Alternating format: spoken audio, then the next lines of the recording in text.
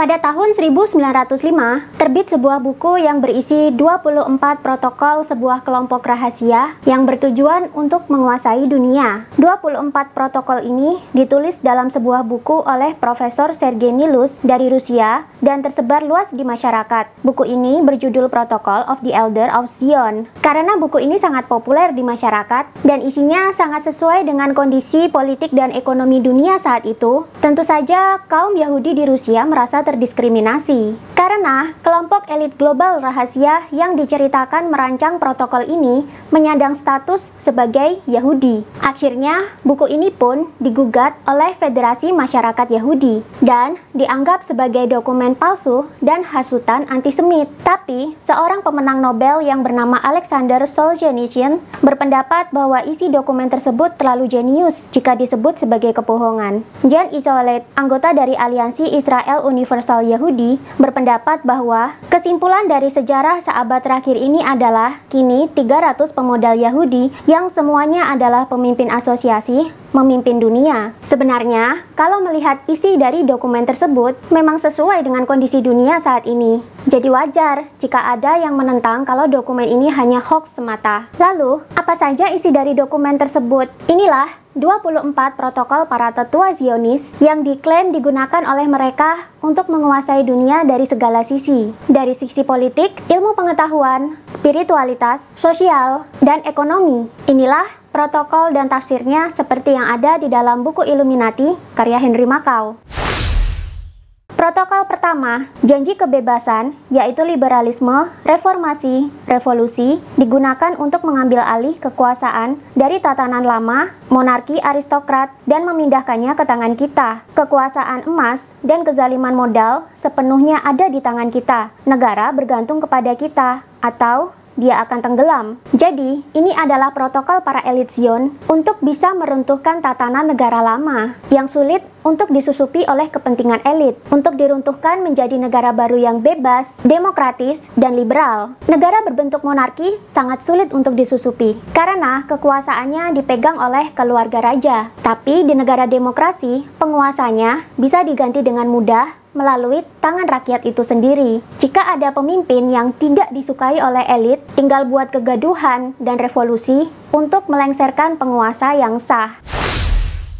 Protokol kedua, perang sedapat mungkin tidak menghasilkan pemisahan teritorial, namun harus menunjukkan pada kedua sisi mengenai ketergantungan mereka terhadap perwakilan internasional kita yang memiliki jutaan mata untuk mengawasi dan tidak dapat dihalangi oleh siapapun. Kita telah menanamkan doktrin yang salah dengan menggunakan pers yang menumbuhkan kepercayaan buta terhadap teori-teori ilmu. Pikirkan secara seksama mengenai keberhasilan yang telah kita rencanakan bagi Darwinisme, Marxisme, dan Nietzscheisme. Bagi kita, orang-orang Yahudi, dalam kapasitas apapun, harus dapat melihat dengan jelas betapa memecah belahnya arahan-arahan ini bagi pemikiran para goyim atau non-Yahudi. Tafsir yang ditulis oleh Henry Mackau untuk protokol yang ini, yang ia tulis dalam bukunya Illuminati, merujuk pada sebagai berikut. Sebenarnya, perang-perang yang terjadi di dunia ini bisa saja dikendalikan oleh mereka, sedangkan mereka juga telah mengendalikan media massa di seluruh dunia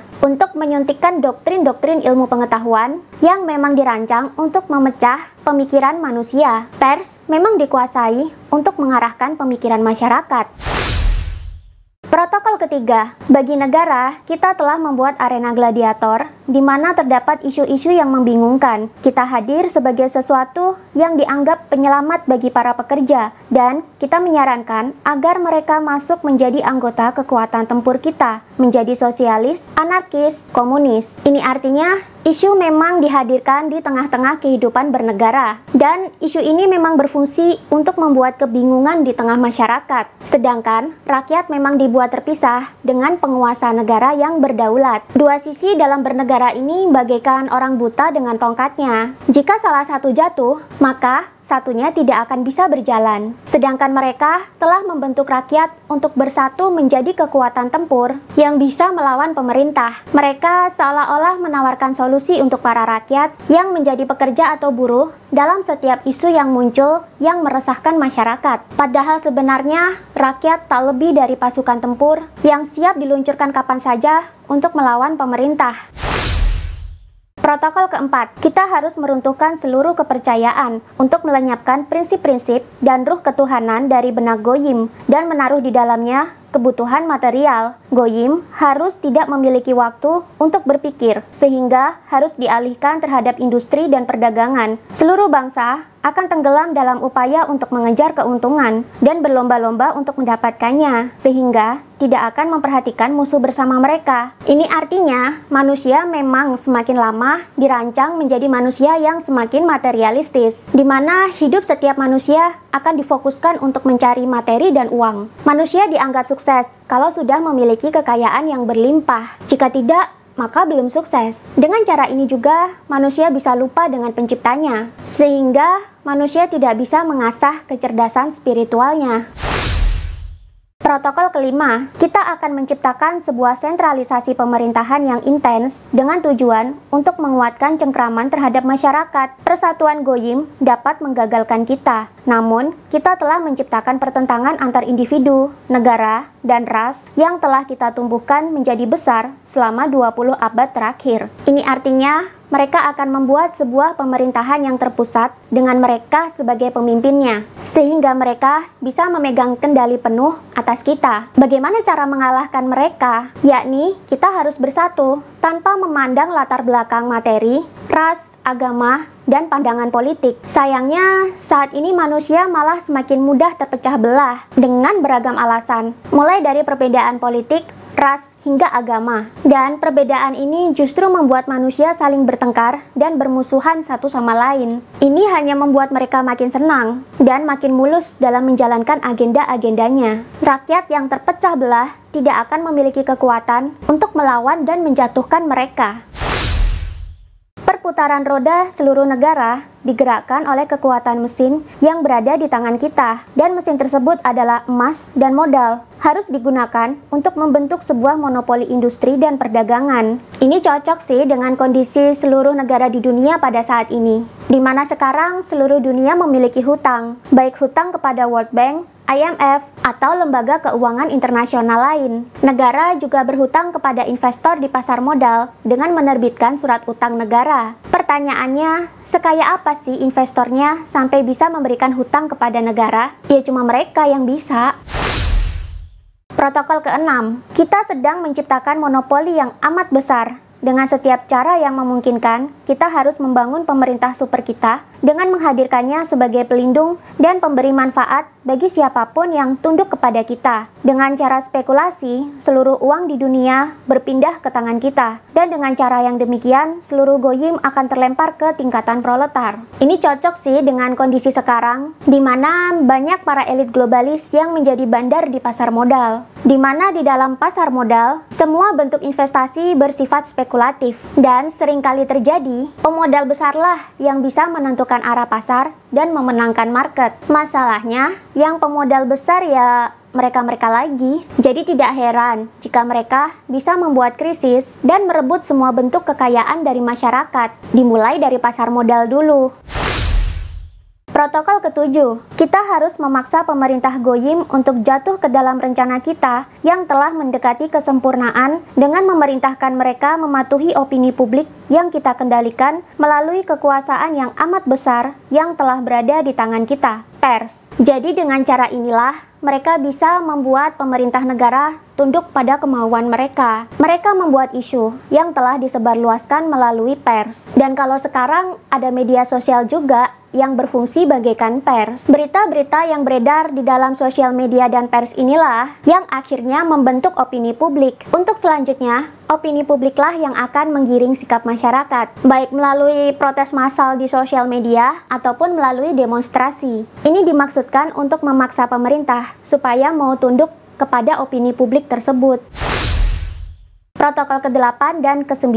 Jika mereka, para pemerintah negara, tidak mematuhi perintah kita, maka mereka harus menghadapi tuduhan kejahatan atau akan hilang. Adalah bersumber dari kita seluruh teror yang mewabah. Kita membentuk seluruh opini, doktrin, perombakan monarki, pemilihan pemimpin, pembentukan masyarakat sosialis, komunis, dan seluruh bentuk impian utopis. Setiap dari mereka berusaha untuk menyusup ke dalam kekuasaan dan berupaya untuk merobohkan tatanan yang mapan. Jadi berhati-hatilah setiap ada terorisme dan isu yang merebak di dalam suatu negara. Bisa jadi isu-isu tersebut adalah bentukan para elit globalis yang memang sengaja diluncurkan untuk menggiring opini publik untuk merusak tata kehidupan negara yang sudah aman dan makmur.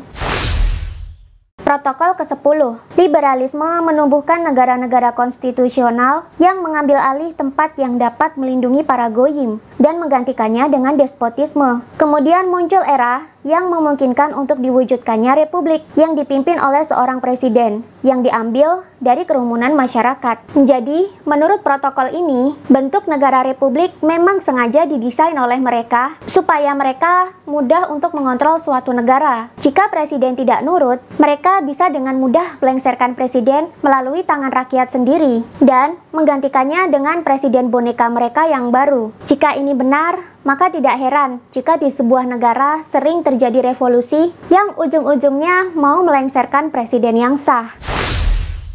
Protokol 12-14, kita tidak menginginkan adanya agama lain selain agama kita. Oleh karenanya, kita harus menghapuskan seluruh bentuk kepercayaan lain. Filsuf kita akan mendiskusikan kelemahan dari berbagai keyakinan goyim, namun tidak seorang pun yang akan mendiskusikan keyakinan kita dari sudut pandang yang sesungguhnya. Karena kepercayaan kita ini tidak akan dapat dipelajari secara utuh oleh selain orang-orang kita yang tidak akan pernah berani untuk mengkhianati kerahasiaannya. So, apakah ini berarti ke depan nanti seluruh agama-agama di dunia akan dihapuskan?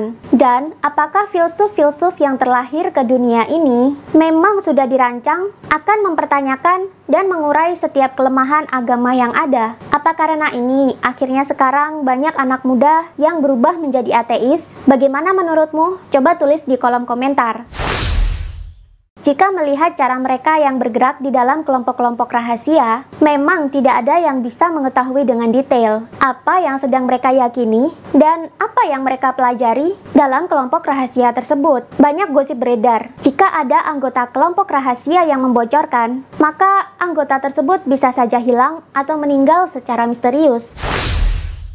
Sebenarnya, protokol ini berjumlah 24 dan semuanya intinya sama. Intinya, mereka sedang membangun pondasi dan bangunan untuk bisa menguasai dunia ini secara penuh, baik dari segi politik, ekonomi, maupun sosial. Jika kalian penasaran dengan isi protokol selengkapnya, kalian bisa langsung baca di buku terjemahannya dalam bahasa Indonesia, Protocol of Zion, atau dalam buku karangan Henry Mackau, Illuminati.